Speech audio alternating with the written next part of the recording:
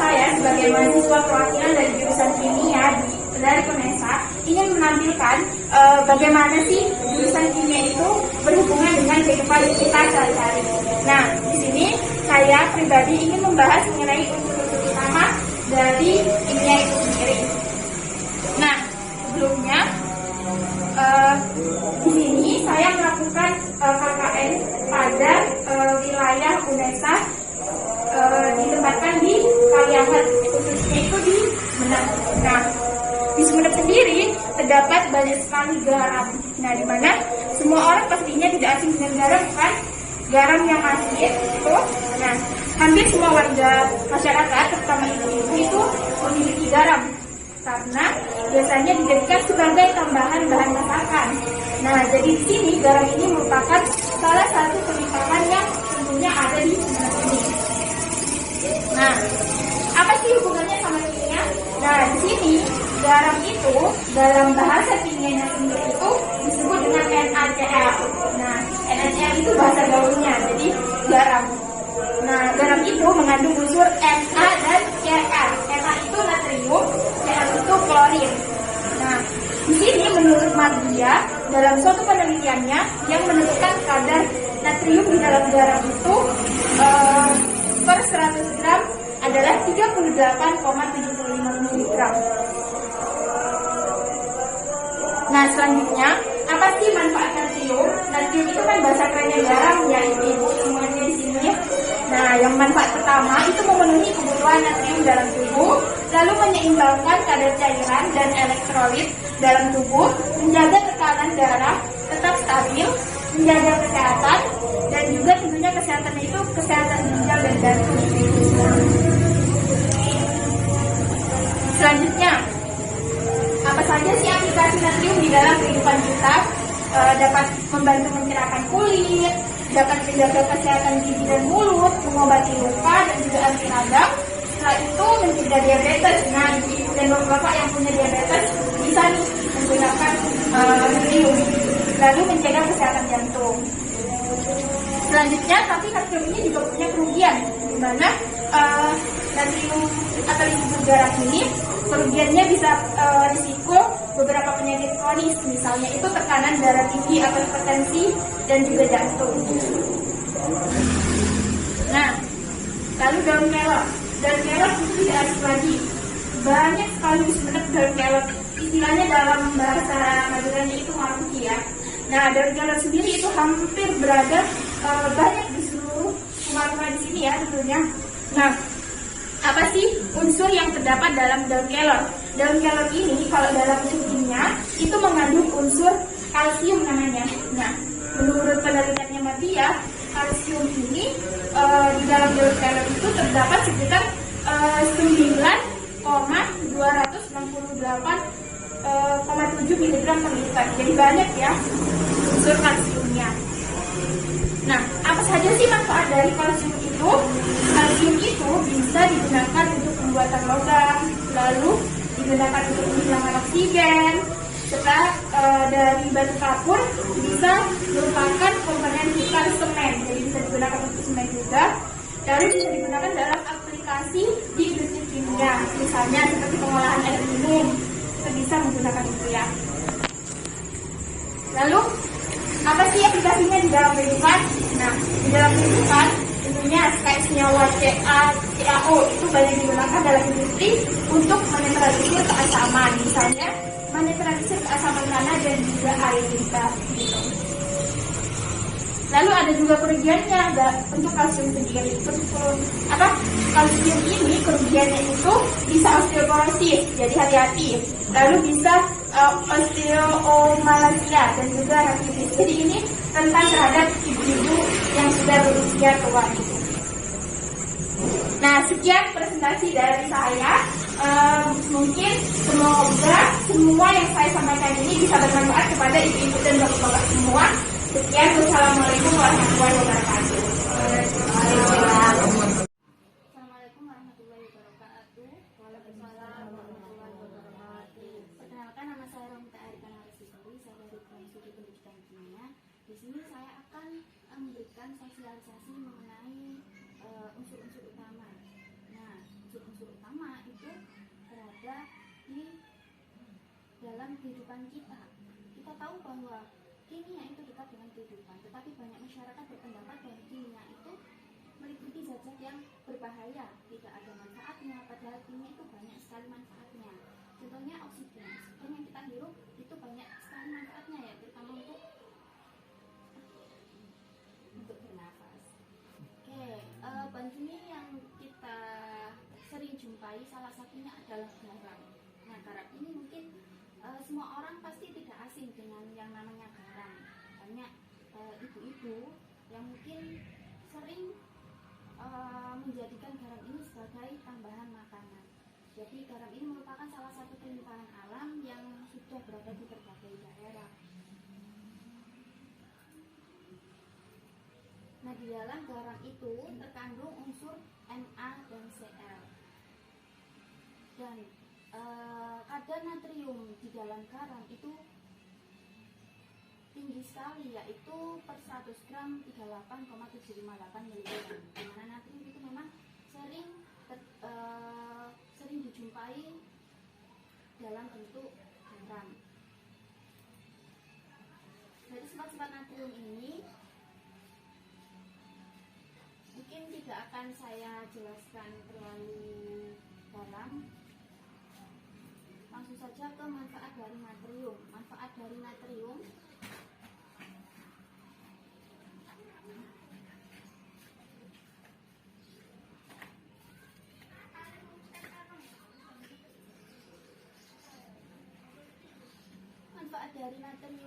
yaitu memenuhi kebutuhan natrium dalam tubuh. Kita tahu bahwa tubuh kita sangat membutuhkan natrium, karena apabila tubuh kita kekurangan natrium, maka kita akan kekurangan cairan dan elektrolit dalam tubuh. Nah, ini salah satu manfaatnya yaitu untuk menyeimbangkan kadar cairan dan elektrolit dalam tubuh, terus menjaga tekanan darah tetap stabil. Kita tahu bahwa natrium itu kan sering dijumpai dalam bentuk garam. Nah, di sini menjaga tekanan darah tetap stabil karena kebanyakan orang yang sering mengonsumsi garam itu mereka mempunyai penyakit darah tinggi. Di sini ada yang memiliki penyakit darah tinggi. Nah, itu kalau bisa ya dikurangi dalam mengonsumsi garam. Tetapi ini menjaga tekanan darah tetap stabil itu digunakan untuk orang yang mempunyai darah rendah. Terus yang terakhir yaitu menjaga kesehatan ginjal dan jantung. Jadi kekurangan garam itu tidak baik, kelebihan juga tidak baik. Sewajarnya lah. Nah, untuk pengaplikasian natrium dalam kehidupan, contohnya yaitu garam, pengaplikasiannya itu banyak sekali, yaitu dalam bidang kesehatan dan juga kecantikan. Yang pertama yaitu membantu mencerahkan kulit. Mungkin di zaman sekarang kan banyak sekali masker wajah-wajah. Nah, masker wajah gitu kan yang sering dipakai oleh anak-anak remaja, mungkin ibu-ibu juga sering memakainya. Mungkin bisa kita membuat masker sendiri dengan tambahan garam ini. Ya, dengan tambahan ini. Apakah boleh? Boleh, karena salah satu fungsi dari natrium sendiri yaitu untuk mencerahkan kulit. Terus juga untuk menjaga kesehatan gigi dan mulut. Nah, garam ini kita tahu bahwa di dalam odol itu juga ada beberapa merek odol di mana mereka mencantumkan garam di situ. Bahwa kandungan odol tersebut memiliki kandungan garam. Di mana garam sendiri yaitu untuk menjaga kesehatan gigi dan mulut.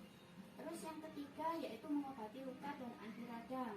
Nah, ini apabila ibu-ibu, bapak-bapak yang mempunyai luka bisa dikasih dengan garam. Mungkin efek sampingnya perih ya mungkin itu efek sampingnya, tapi ini merupakan salah satu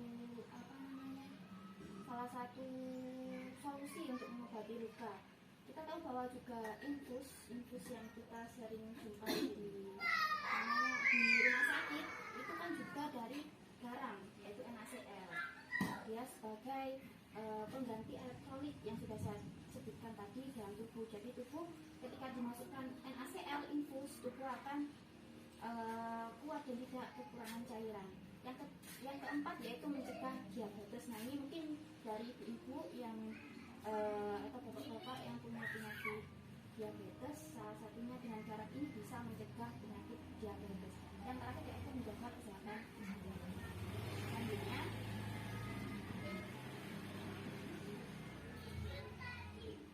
Untuk kerugian natrium sendiri, terutama garam, yaitu yang pertama dapat menyebabkan tekanan darah tinggi atau hipertensi, dan juga dapat menyebabkan penyakit jantung juga kalau kita mengonsumsi garam terlalu banyak.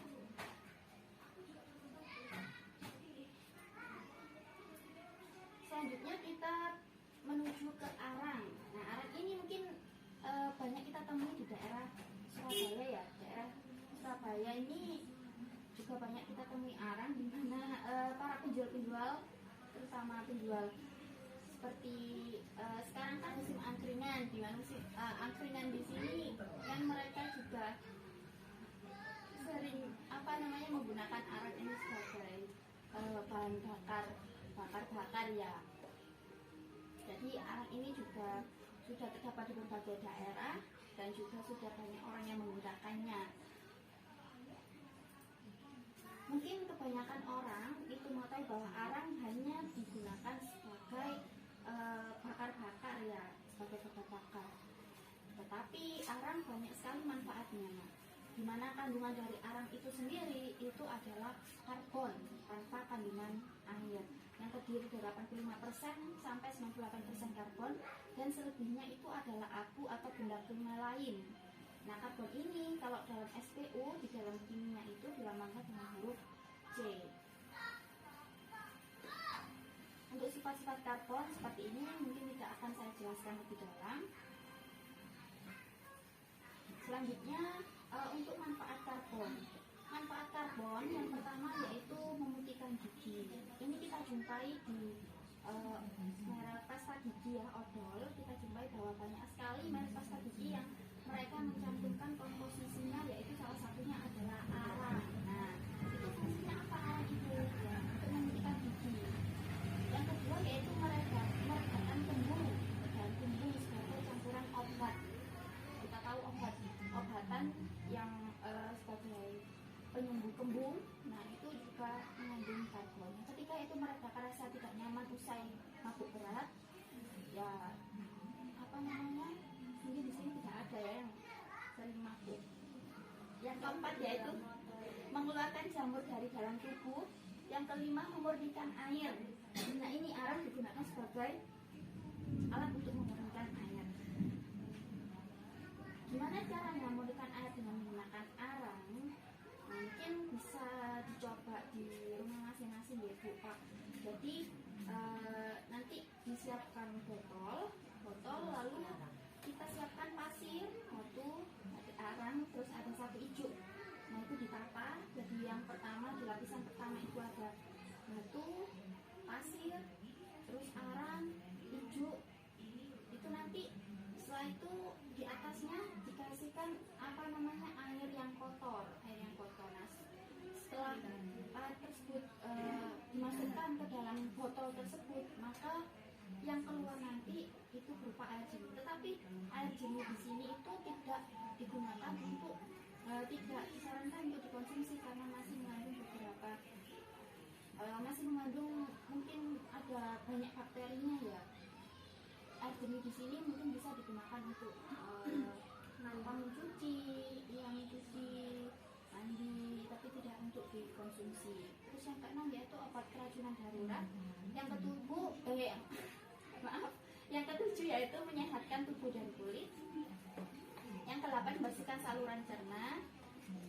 Yang ke-9 mencegah penuaan dini, dan yang ke-10 menurunkan kolesterol. Ini juga biasanya didapatkan di obat-obatan.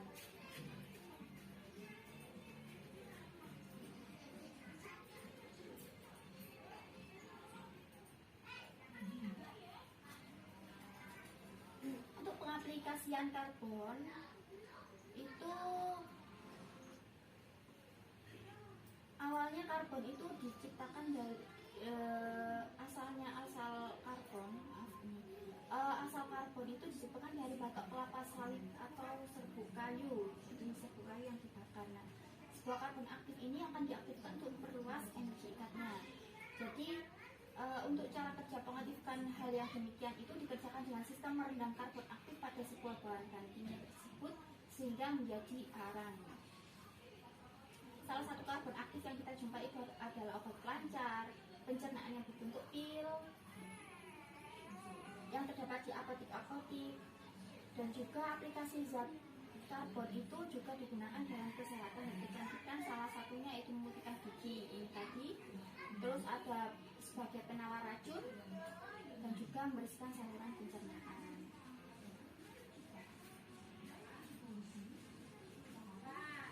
Demikian yang dapat saya sampaikan. Mungkin dari penjelasan saya ada yang ditanyakan atau mungkin ada pertanyaan yang berhubungan dengan ini tadi. Baik, terima kasih atas perhatian Bapak dan Ibu. Mohon maaf apabila ada salah kata. Saya akhiri. Wassalamualaikum warahmatullahi wabarakatuh. Waalaikumsalam warahmatullahi wabarakatuh. Assalamualaikum warahmatullahi wabarakatuh. Waalaikumsalam warahmatullahi wabarakatuh. Ya, selamat siang. Pada siang hari ini kita akan membahas tentang unsur-unsur utama yang berada pada kehidupan sehari-hari. Nah, untuk unsur yang pertama itu contohnya pada garam. Nah, semuanya pasti tahu kan garam yang ada di setiap rumah, garam dapur. Nah, terutama untuk ibu-ibu. Jadi garam itu merupakan salah satu kelimpahan alam yang berada di kota kita sendiri, yaitu Sumeneb di Pulau Madura. Nah, garam ini mengandung dua unsur di dalamnya. Salah satunya yaitu Na dan satunya lagi Cl. Na ini natrium dan Cl itu klorin. Nah, menurut Mardia pada tahun 2017 kadar natrium dalam garam per 100 gramnya adalah 38,758 mg. Nah, selanjutnya untuk sifat-sifatnya. Nah, di sini sifat-sifat dari natrium untuk nomor atomnya itu 11, golongan atau bloknya itu golongan 1, tergolong dalam alkali blok S. Terus periodenya itu terdapat pada periode ketiga. Dan kategori unsur kimianya logam alkali, massa atomnya 22,989. Terus konfigurasinya itu Ne3S1 dan seterusnya. Terus nah, untuk selanjutnya itu manfaat dari natrium sendiri. Apa sih manfaat dari natrium itu sendiri? Nah, di sini dijelaskan itu yang pertama itu memenuhi kebutuhan natrium dalam tubuh. Terus menyeimbangkan kadar cairan dan elektrolit dalam tubuh. Terus yang ketiga menjaga tekanan darah tetap stabil. Dan yang terakhir itu menjaga kesehatan ginjal dan jantung. Dan selanjutnya untuk aplikasinya dalam kehidupan sehari-hari itu, natrium dalam bentuk logamnya memiliki beberapa kegunaan. Akan tetapi dalam bentuk senyawanya banyak digunakan dalam kehidupan sehari-hari. Dan jadi untuk dalam bentuk logamnya itu lebih banyak lebih sedikit kegunaannya daripada senyawanya. Nah, salah satu contohnya yaitu natrium klorida atau garam dapur yang biasa kita konsumsi. Nah, aplikasi senyawa ini, garam dapur atau yang disebut NaCl, banyak digunakan dalam kesehatan dan juga tidak luput dari kecantikan. Nah, untuk contoh-contohnya itu antara lain yang pertama, membantu mencerahkan kulit, dan yang kedua menjaga kesehatan gigi dan mulut, yang ketiga mengobati luka dan anti radang, keempat mencegah diabetes, terus yang terakhir menjaga kesehatan jantung. Nah, tidak hanya keuntungan, natrium juga memiliki kerugian. Nah, apa itu kerugian dari natrium ini? Natrium dalam bentuk senyawanya memiliki kerugian. Salah satunya itu tadi yang sudah disebutkan, garam dapur atau NaCl, mengkonsumsi garam yang berlebihan terkait erat dengan peningkatan risiko beberapa penyakit kronis. Nah, yang biasa kita kenali yaitu penyakit kronisnya diantaranya itu tekanan darah tinggi atau hipertensi, dan satunya itu jantung. Terus lanjut ke selanjutnya, daun kelor. Nah, daun kelor ini atau yang biasa kita sebut di Madura ini, khususnya di kota Sumeneb itu biasa menyebutnya marungki.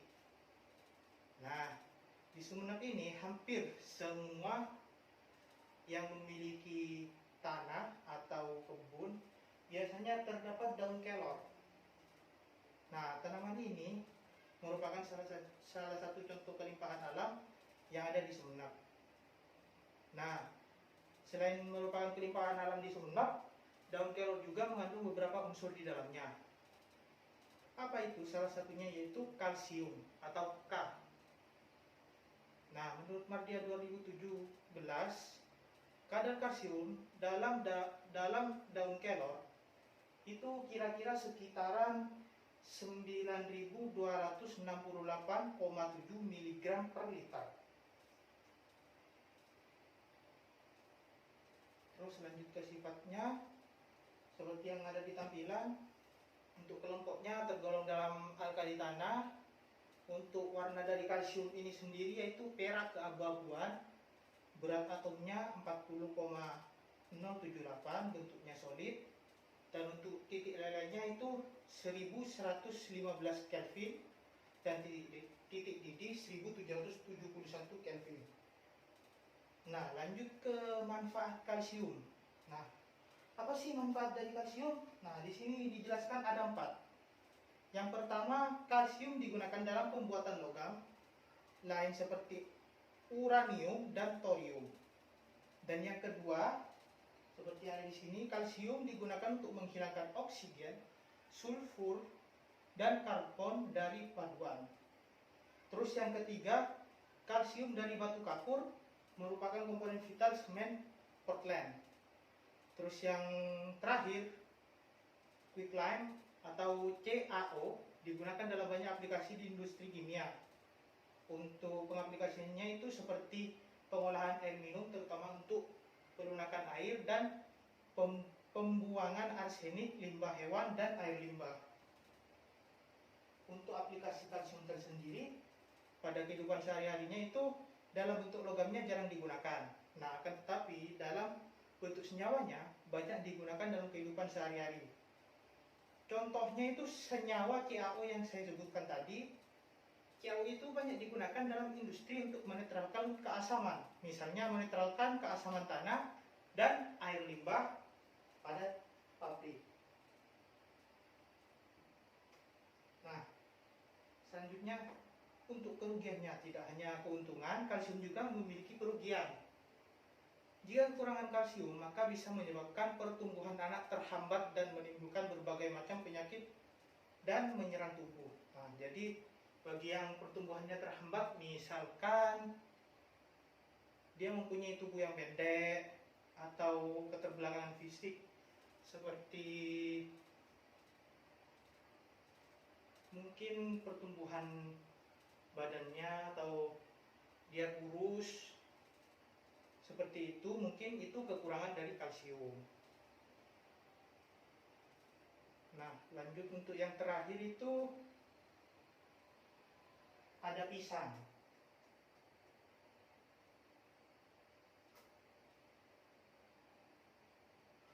Nah, pisang.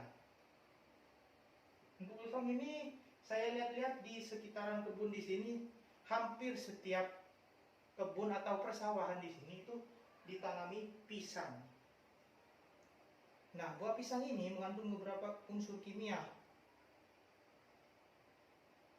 Nah, unsur kimia yang terdapat dalam pisang ini adalah kalium atau K. Di sini menurut Nurmin, pada tahun 2018, kadar kalium yang diperoleh dari pisang kepok yang mentah adalah 266,76 mg per kilogram, dan untuk yang masak itu 258,61 mg per kilogram, dan untuk yang lewat masak atau kelewat matang itu 255,22 mg per kilogram. Nah, kalium atau potasium adalah mineral penting yang membantu mengatur fungsi jantung. terus tekanan darah, saraf, dan aktivitas otot. Nah, kalium ini juga dibutuhkan untuk metabolisme karbohidrat dan protein dan membantu menjaga pH yang berada di dalam tubuh agar seimbang, tidak terlalu asam ataupun tidak terlalu basah untuk pH-nya.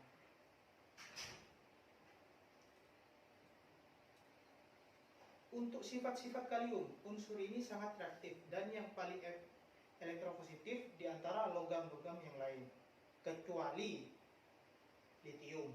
Kalium juga logam yang sangat ringan. Nah, kalium ini sangat lunak dan mudah dipotong dengan pisau dan tanpa keperak-perakan pada permukaan barunya. Lanjut untuk manfaatnya. Nah, manfaat di sini untuk kalium itu ada 5. Yang pertama, membantu sistem saraf lebih optimal. Yang kedua, mengurangi risiko gangguan otot. Nah, yang ketiga, mengurangi risiko penyakit ginjal dan penyakit jantung. Jadi, yang mungkin ada yang mengalami gejala-gejala ginjal itu, penyakit ginjal, mungkin bisa dengan mengkonsumsi kalium, dan juga penyakit jantung juga. Nah, selain itu, yang keempat, menurunkan darah tinggi atau meningkatkan darah rendah atau anemia. Jadi, bagi yang mengalami anemia atau darah rendah, itu dianjurkan untuk mengurangi mengkonsumsi kalium, sedangkan untuk yang mengalami darah tinggi atau hipertensi tadi, itu sangat dianjurkan untuk mengkonsumsi kalium. Terus yang kelima, meningkatkan fungsi otak. Jadi, fungsi otak lebih dioptimalkan lagi dengan mengkonsumsi kalium. Nah, selanjutnya itu aplikasi kalium dalam kehidupan. Nah, kalium, contohnya itu KOH atau kalium hidroksida. Nah, KOH ini memiliki sifat basa yang kuat. Oleh karena itu, ini digunakan untuk menetralisir asam dan dengan demikian membantu dalam mengendalikan nilai pH yang berada dalam tubuh kita. Terus, ini digunakan dalam persiapan berbagai jenis garam yang berguna. Terus yang kedua itu potasium sianida atau KCN, mampu melarutkan logam mulia seperti emas dan perak. Nah, untuk alasan ini ya digunakan dalam aplikasi industri, utama untuk penambangan emas. Jadi untuk penambangan emas itu biasanya menggunakan KCN. Lanjut, yang terakhir mungkin untuk kerugiannya. Untuk kerugian dari kalium tersendiri, itu kekurangan kalium bisa menyebabkan beberapa hal. Nah, beberapa hal tersebut itu terdapat di sini ada 3. Yang pertama, otot sering kram. Yang kedua, cepat lelah dan merasa lemah. Dan untuk yang ketiga, tekanan darah tinggi. Nah, mungkin itu saja yang dapat saya sampaikan untuk sosialisasi kali ini mengenai unsur-unsur yang berada di sekitaran kita, terutama unsur utama pada unsur kimia. Mungkin kurang lebihnya mohon maaf. Wassalamualaikum warahmatullahi wabarakatuh. Assalamualaikum warahmatullahi wabarakatuh. Waalaikumsalam warahmatullahi wabarakatuh. Perkenalkan, nama saya di sini saya dari jurusan Kimia Universitas Negeri Surabaya. Saya akan mensosialisasikan unsur-unsur utama dalam kimia, yaitu salah satunya yaitu logam magnesium. Next. Nah, coba perhatikan keempat gambar berikut. Manakah yang mengandung kimia? Di sini terdapat gambar pisang, kembang api, tahu, dan obat mah. Nah, adakah kamu yang beranggapan pisang dan tahu tidak mengandung kimia? Pernahkah kamu menemukan sebuah tulisan bakso tanpa bahan kimia, obat tanpa kimia, atau tulisan sejenisnya yang menyatakan bahwa suatu hal tidak mengandung bahan kimia? Percayakah kamu dengan kalimat-kalimat itu? Padahal semua yang ada di dunia ini adalah kimia, kecuali satu, yaitu ruang hampa. Begitupun pisang, kembang api, tahu, dan obat mah. Keempat hal tersebut mengandung unsur kimia yang sama, yaitu magnesium yang disingkat atau dilambangkan dengan Mg. Kimia tidak hanya mengenai zat-zat berbahaya seperti pengawet, boraks, cyanida, dan lain-lain. Namun oksigen yang kita gunakan untuk bernafas yaitu O2, bahkan semua makanan yang kita makan mengandung unsur-unsur kimia. Kimia begitu dekat dengan kehidupan kita, bukan? Nah, selanjutnya berikut merupakan gambar dari unsur-unsur kimia yang kita kenal atau biasa kita pelajari. Nah, di sini terbagi atas dua, yaitu unsur utama yaitu dari golongan 1A sampai 8A, dan sisanya adalah unsur transisi dari 1B, 2B, dan seterusnya. Nah, magnesium ini merupakan unsur golongan 2A, yaitu yang masuk logam alkali tanah. Berikut adalah unsur magnesium. Nah, selanjutnya adalah sejarah magnesium. Logam magnesium pertama kali diproduksi oleh Sir Humphrey Davy di Inggris pada tahun 1808 ketika berusaha untuk mereduksi magnesium oksida dengan potasium. Produksi magnesium secara industri pertama kali dilakukan oleh Deville dan Caron di Prancis pada tahun 1863 ketika mereka menggunakan natrium untuk mereduksi campuran magnesium klorida dan kalsium klorida. Nah, produksi magnesium untuk tujuan komersial pertama kali dilakukan di Jerman pada tahun 1886 oleh Brayson Electron, dan di Amerika pada tahun 1919 oleh General Electric. Nah, ini merupakan ketersediaan magnesium di alam. Magnesium menempati urutan ke-8 elemen terbanyak berdasarkan massa di muka bumi. Namun, di alam tidak pernah ditemui magnesium dalam bentuk logam murni. Magnesium dapat ditemui di alam dalam magnesit sebagai senyawa magnesium karbonat atau MgCO3, kemudian bauxite sebagai senyawa magnesium hidroksida MgOH2, lalu carnallite sebagai senyawa garam magnesium klorida yaitu MgCl2, serpentin sebagai senyawa magnesium silikat MgSiO3, dan pada air laut sebagai senyawa magnesium klorida. Selanjutnya yaitu magnesium pada buah pisang. Pisang adalah buah yang banyak dikenal di Indonesia, di mana buah ini tidak hanya dinikmati pada saat hanya langsung dimakan, namun juga dapat digoreng, dikukus, dan digunakan sebagai olahan makanan lainnya.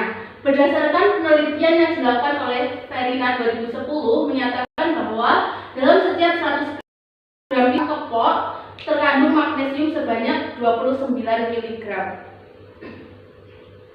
Berikut merupakan sifat-sifat magnesium. Nah, dalam ilmu kimia, sifat suatu zat itu dibagi menjadi dua, yaitu sifat fisika dan sifat kimia. Sifat fisika dari magnesium diantaranya yaitu magnesium murni mempunyai ciri fisik berwarna putih keperakan, kemudian densitas sebesar 1738 per cm3, yaitu 2/3 dari logam aluminium.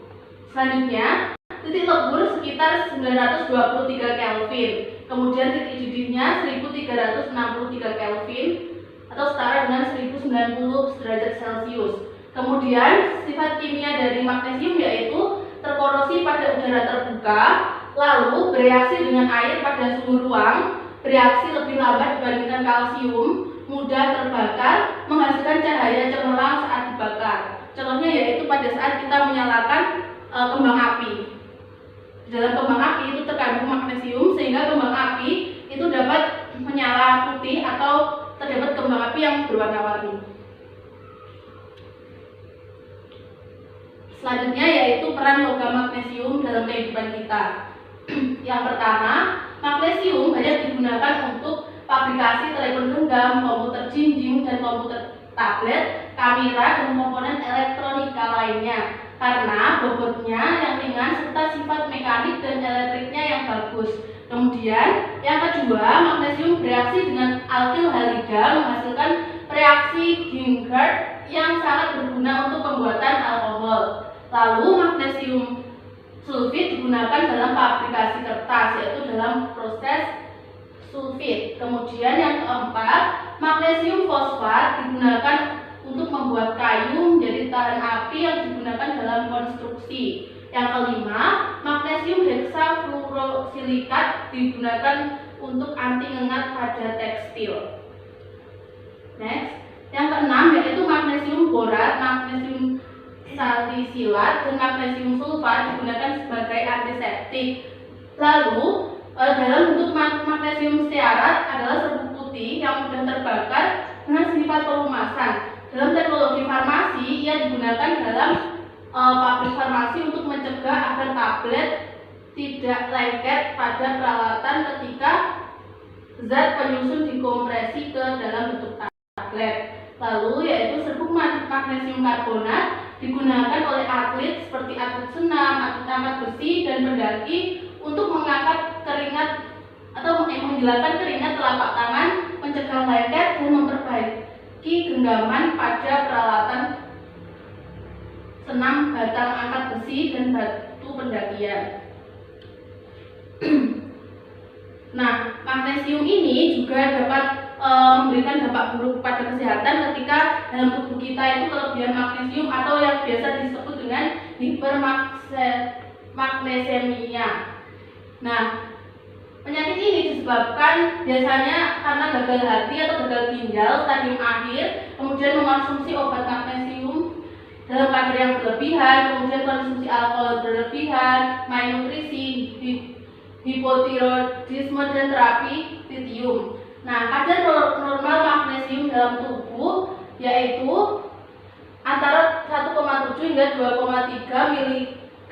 Kemudian tubuh mengalami kelebihan kadar magnesium apabila kadarnya di dalam tubuh telah mencapai lebih dari 2,6 mg. Apa sih dampaknya? Nah, dampak dari kelebihan magnesium ini yaitu mual, muntah, tekanan darah rendah yang tampak tidak lazim, kemudian sakit kepala, diare, gangguan pada sistem syaraf, lemah otot, gangguan pada pernapasan, detak jantung yang tidak beraturan, kemudian lesu, dan menimbulkan juga permasalahan pada organ-organ tubuh seperti jantung, shock hingga koma yang berujung pada kematian. Nah, itulah tadi sosialisasi saya mengenai logam magnesium. Apabila ada kurang lebihnya, saya mohon maaf yang sebesar-besarnya. Wassalamualaikum warahmatullahi wabarakatuh. Waalaikumsalam warahmatullahi wabarakatuh.